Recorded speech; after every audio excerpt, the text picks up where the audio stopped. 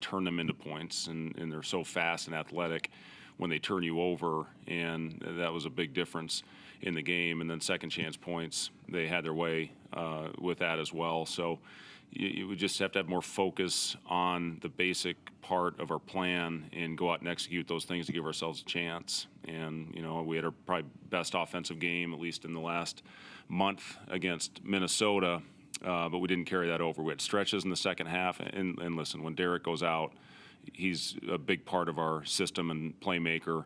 But with getting the 2 fouls and not ever getting in any type of rhythm tonight, that hurt us on that end. And give them credit. They took us out of it. They took our shooters away and played Derek, and we just couldn't get anything going, where he had a career game, obviously, the other day in Minnesota. So just second half, we had stretches, like I said. I thought we cut very well to get it going. Talked in the locker room, couldn't have played much worse, and had guys out of the lineup with fouls, and we were still in striking distance, and come out of the gate, make a run, which we did, cut it to 5, but then they pushed it right back up. Wilhelm was a bright spot. It was good to see him get it going offensively. We just got to hopefully keep him in the game better in the first half with eliminating some of the fouls that are costing him. But, it's I think it was 10 with 6.5 left, and they went on a monumental run to finish it. So just got to stick together. We're playing for whatever reason. We're after losses, we're bouncing back with good effort. After wins, we're just not handling it the right way for whatever reason. So we got to find a way to bounce back, whether it's a win, a loss, and prepare. I thought our preparation actually was pretty good the last few days, but we certainly didn't carry that over into the game. About the fouls and the minutes guys had to miss because of that. In a game when there's 24 fouls in the first half and you are having to go deep into your bench, how much does that throw off a plan going in and maybe take guys out of it mentally? Yeah, it does, but it shouldn't be that big a factor. I mean, we certainly practice with all our guys. They all need to be ready to step in there and make an impact. We missed a lot of layups, I thought, and we aren't converting on our free ones. We did the other day, we didn't tonight. And when you give up those types of opportunity, you just don't get those back. So it's something, again, we'll learn from it. Hopefully we'll grow from it and get better from it. But we're going into the best team in the league's gym, which is the hardest place to play in our league, and hopefully respond well. What they do to Derek tonight, that he was visibly frustrated with their defense. Was that just they have a really good post player, or did they do something specific? Yeah, I mean, listen, I feel good about Derek, whoever's guarding him, and we couldn't get around him. We couldn't get over the top. They were staying down on his fakes. They did a good job with that. Give them credit. Derek's really good at changing his angles on his jump hooks, and he's been a hard guy to stop. You've seen him go over 7-4 guys very well, but we just could not get any rhythm with that. We feel good about Derek with the ball in his hands at the nail. The foul certainly didn't help him getting any kind of rhythm. I think he played 5.5 minutes in the first half, but again, he was frustrated. There's no doubt about it. But, the good ones, they bounce back. I know Derek will.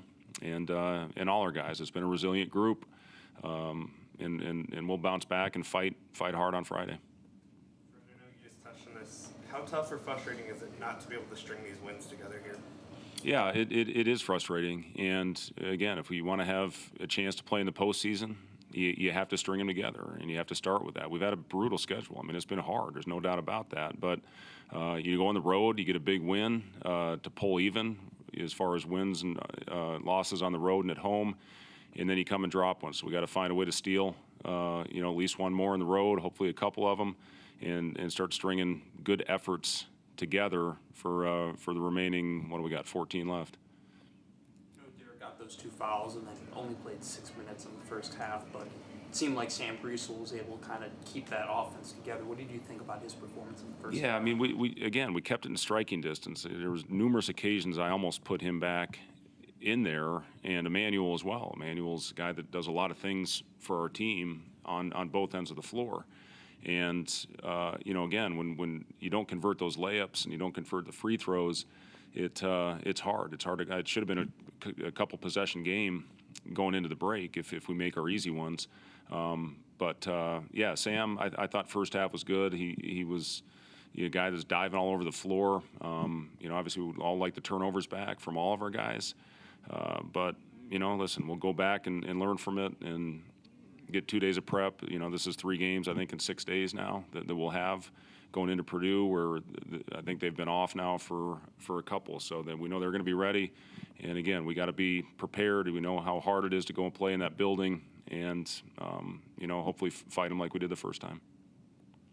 Coach. Thank you.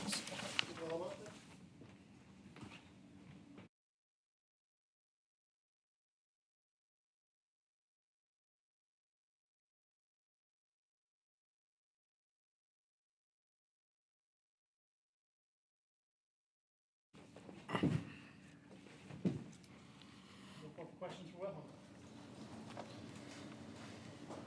Hey, Wilhelm, what jumps out to you most about that performance? Was it the offensive struggles, or maybe the defensive issues that carried over as a result of that? What do you think was maybe the grand problem in that night? I think it just takes us too long to get going. Like, sometimes that is, but yeah, just not being able to jump on it from the start, I think, really hurts us. And then obviously me coming in, picking up dumb fouls kind of gives the other team momentum. So just that series of things, just got to play smarter, I think, play more poised, and just follow the game plan. The way that game started with how many whistles there were, especially in the first half, did that throw anything off with you guys? I mean, we have a pretty next man up mentality. I mean, Jamarcus came in, Denham came in, gave us really good minutes. So I think it's kind of just everybody's prepared. Obviously, it sucks when there's that many whistles, and I mean, like I said, I'm picking up dumb fouls. That definitely hurts the team. So. In that situation, how hard is it to get in a rhythm when there are that many whistles, though? It's hard, but I mean, a lot of them are avoidable. Like I said, like a lot of fouls on box outs, moving screens, things like that. So we just gotta play smarter. Talking about just the inconsistency where you have a good performance and then it's immediately followed by a step back. What, from your vantage point, do you see any commonalities with that trend of why the up and down plays happened all year? Yeah, I mean, it's just a matter of kind of practice. You practice how you play, and I think that you can kind of tell during the practices what the vibe is kind of and how hard guys are going. And I mean, everybody gets on each other. We're a team that responds to coaching and responds to feedback from our peers. So as long as we keep doing that, I think we'll continue getting better. We just got to stay the course.